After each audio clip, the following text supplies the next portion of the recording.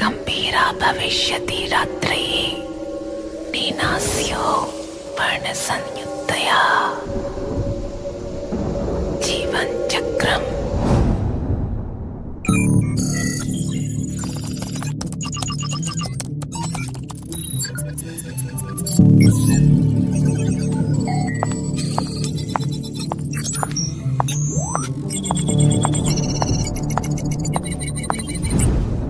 Are you sure?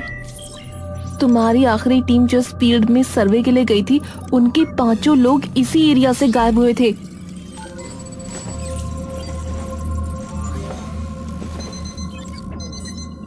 Avani अपनी नजरें घुमाकर खिड़की के बगल में रखे एक टेबल पर रखे हुए पत्थर को देखती है।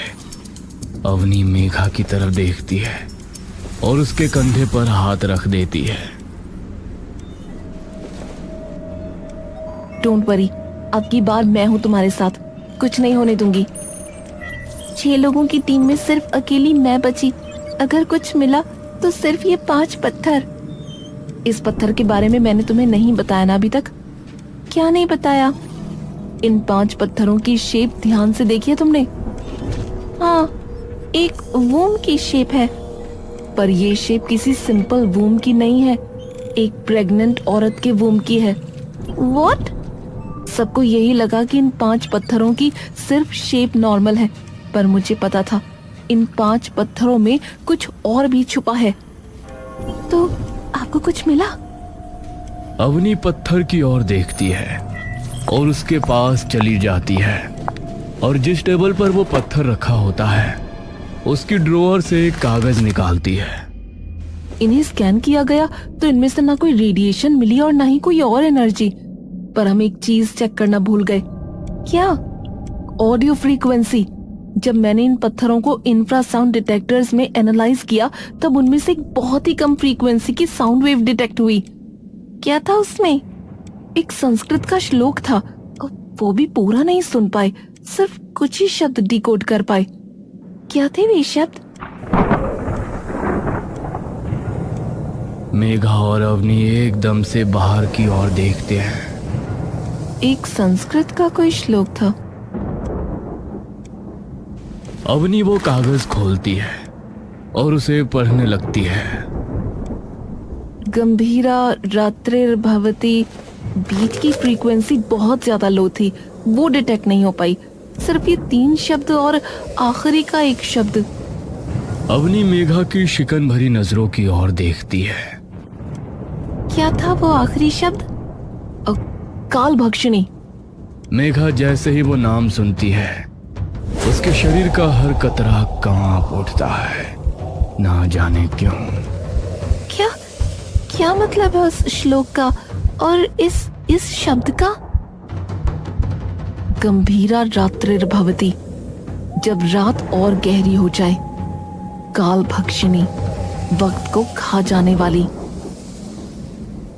मेघा, कहाँ है तेरा ये नया इंटर्न?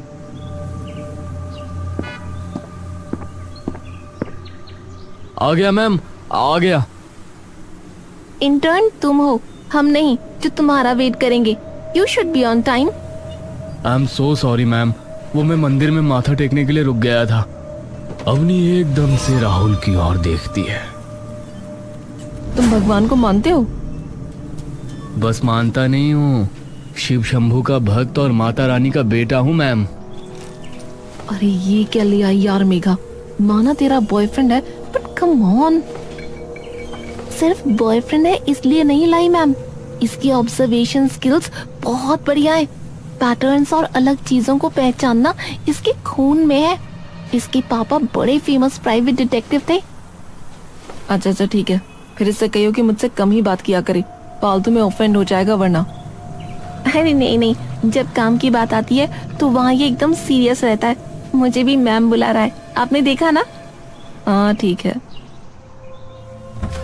तीनों टैक्सी में बैठकर गूढ़ वन की ओर निकल लेते हैं।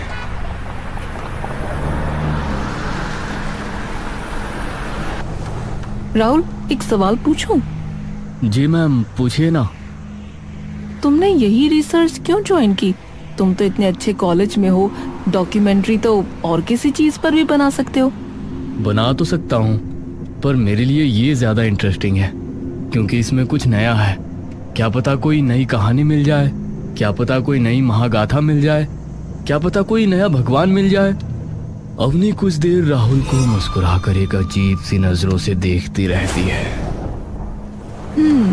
जुनून है अभी नई चीजों का, कुछ अलग करने का है ना। उम्मीद करती हूँ तुम्हारे मन में हमेशा यही जुनून बना रहे, क्योंकि उम्र का तकाजा ऐसा है कि एक वक्त पर सिर्फ पुरानी बातें याद रहती हैं। राहुल चुपचाप अवनी को देखता रहता है। गाड़ी जंगल के बीचों बीच एक सुनसान सड़क पर आकर रुकती है। तीनों गाड़ी से उतरते हैं। अवनी अपनी जेब से निकालकर कुछ पैसे ड्राइवर को दे देती है। शुक्रिया भैया।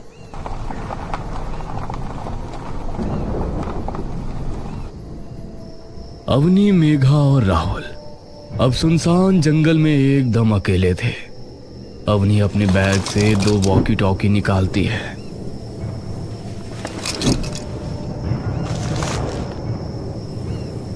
इन्हें अपने पास ही रखना और ज्यादा दूर मत निकल जाना, स्पेशली राहुल। तुमने ये कभी किया नहीं है, इसलिए बता रही हूँ।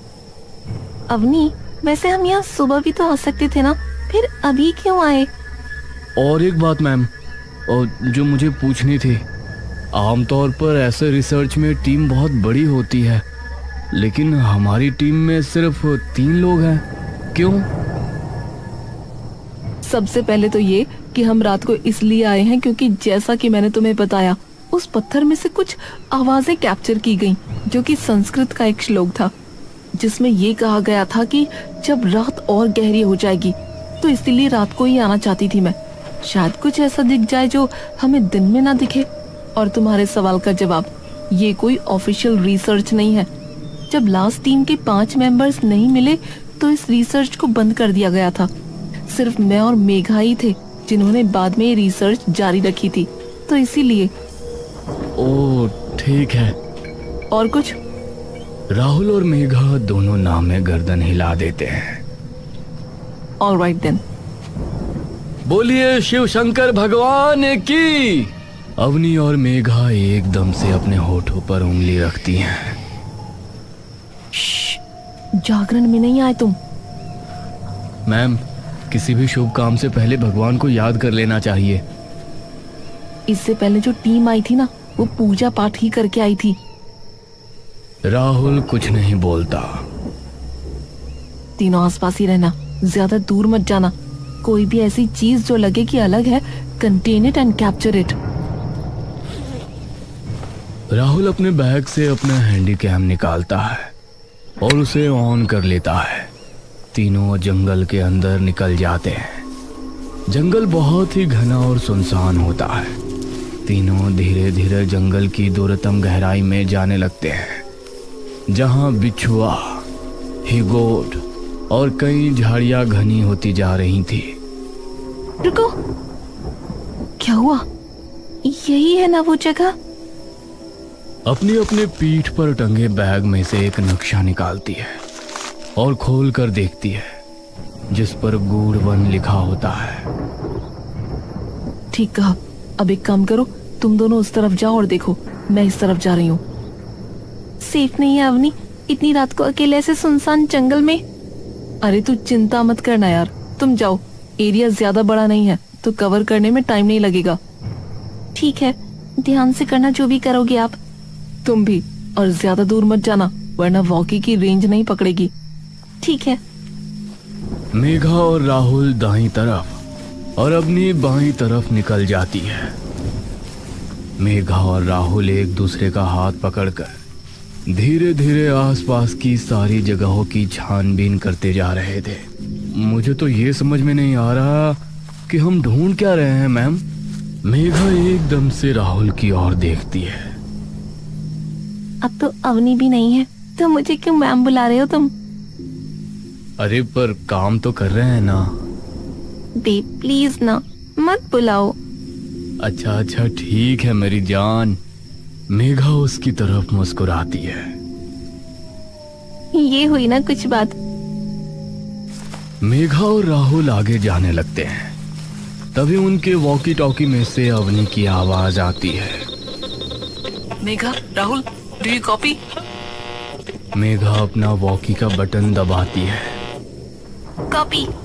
कुछ दिखा? Not yet. All right, over. तभी मेघा को सामने से दो सफेद परछाइयां एकदम से तेजी से गुजरती हुई दिखती हैं। मेघा गहरी सांस लेकर पीछे हट जाती है। कर्पूर गौरम करुणावतारम संसार सारम भुजगेंद्र हारम। राहुल वो आवाज सुन इस कदर मंत्रमुग्ध हो जाता है कि कब उसका हाथ मेघा के हाथ से छूट जाता है, इस बात का उसे खुद अंदाजा ही नहीं लग पाता।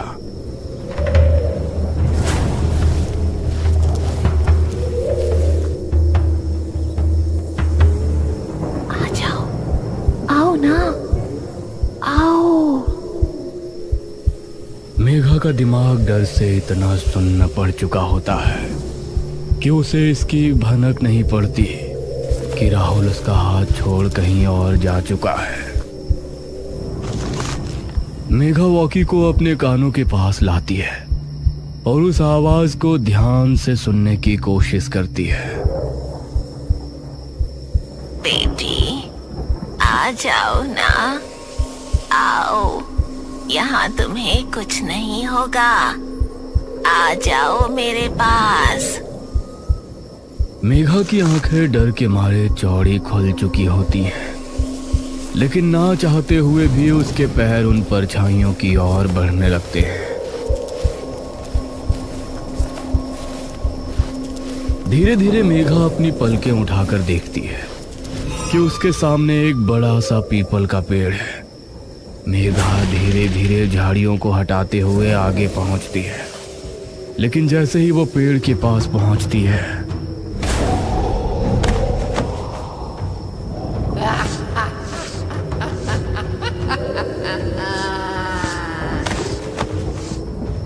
ये मैं कैसे? ये तो मैं हूँ। मेघा कांपती बिखरी सांसों से रोना शुरू कर देती है।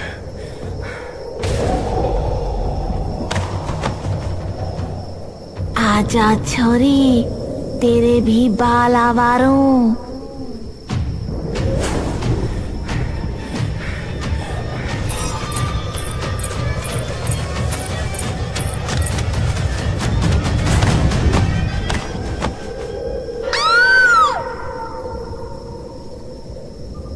राहुल मंत्र की ओर बिना कुछ सोचे समझे जा रहा होता है कि तभी उसे अपने सामने एक अग्निकुंड दिखता है, जहां एक मर्द औरत के लिबास में कुंड के सामने बैठा है। तभी वो पुजारी राहुल की ओर एकदम से बड़ी बड़ी क्रोध में जलती हुई आंखों से देखता है।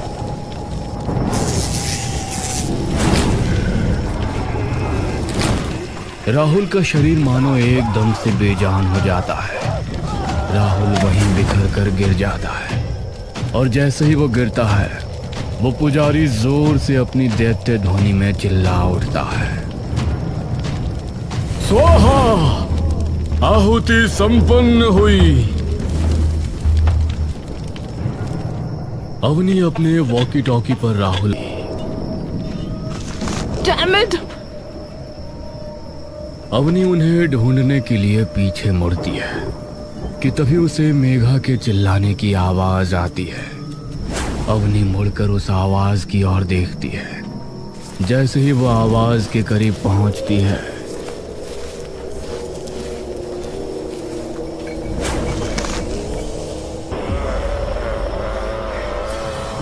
अवनी की आंखों का डर एकदम से विकराल क्रोध में बदल जाता है। अवनी बिना कुछ सोचे समझे सीधे मेघा की ओर दौड़ पड़ती है। कमीने, छोड़ उसे, छोड़! लेकिन